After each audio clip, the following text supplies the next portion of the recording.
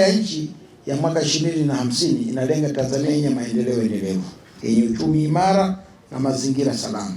Hatuwezi kufikia dira hiyo bila kulinda misitu yetu. Kwa ni wajibu wetu kulinda misitu. Niwaombe AVIV na WWF pamoja na wadau wengine kwa tusiondoke leo hapa tukapotea kimoja. Hii ni ajenda ya kudumu. Tukichukue kilima hiki chote kuanzia hapa mpaka tutakapoishia, tunataka kuiacha dunia ikiwa katika hali gani? Wewe utakapokufa unataka kuiacha dunia hii ikiwa katika hali gani? Kwa maisha yataendelea hata tukifa sisi. Tutawaachia nini watoto wetu?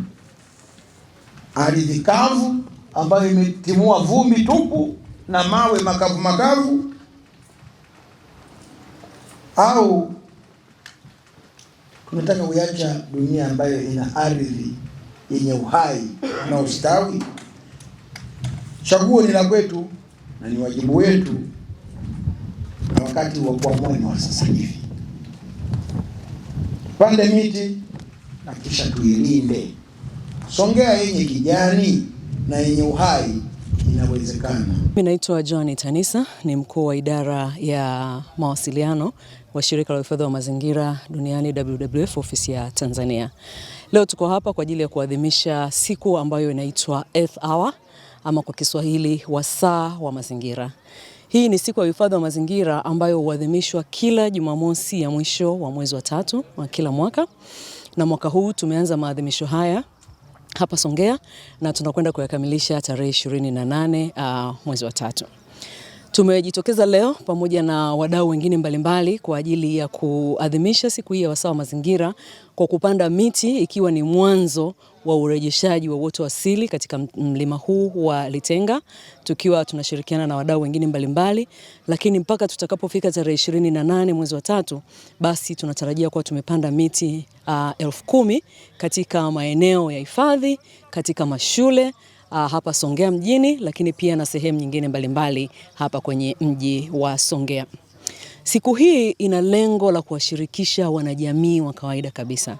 Sio siku ambayo iko chini ya Umoja wa Mataifa, sio siku ambayo iko chini ya serikali yoyote, lakini ni siku ambayo inahamasisha wananchi kabisa wa kawaida waweze kujitokeza walau kutoa dakika zao 60 katika kuhakikisha kwamba wanafanya jambo litakalosaidia katika uhifadhi wa mazingira. Leo tumepanda miti, mwaka huu tumepanda miti, lakini tumekuwa na shughuli nyingine mbalimbali kama kuweka nishati ya sola, nishati mbadala katika maeneo ya mashule, katika maeneo ya hospitali, lakini pia tumezisaidia shule mbalimbali katika kuwapatia nishati ya kupikia ambayo inapunguza matumizi ya kuni na mkaa kwa 60%. Yote hii ni katika harakati za kuitumia siku hii kuweza kusaidia kurejesha uoto wa asili, lakini kuweza kusaidia katika uhifadhi wa mazingira sehemu mbalimbali.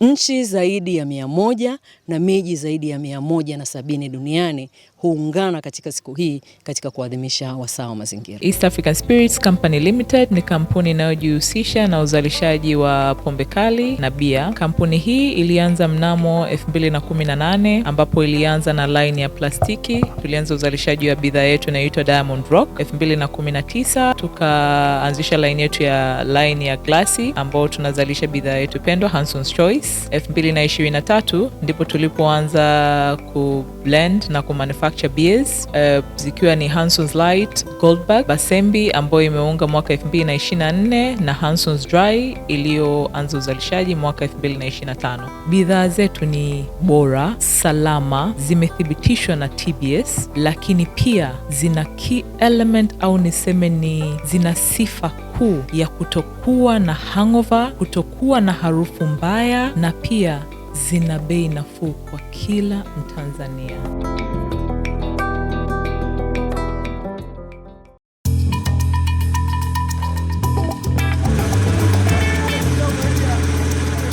Kutoka ndani ya kina cha ardhi, kazi ni jasho, kazi ni bidii, kazi ni uthubutu wa kweli. Lakini kila shujaa anastahili zawadi ya ushindi wake.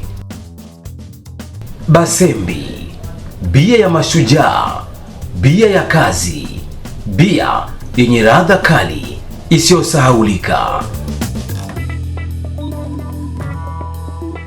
Haina hangover, ina nguvu. Ni chaguo la wanaume wanaofanya kweli. Basembi Extra Lager. Kazi imeisha, sasa ni muda wa ladha safi.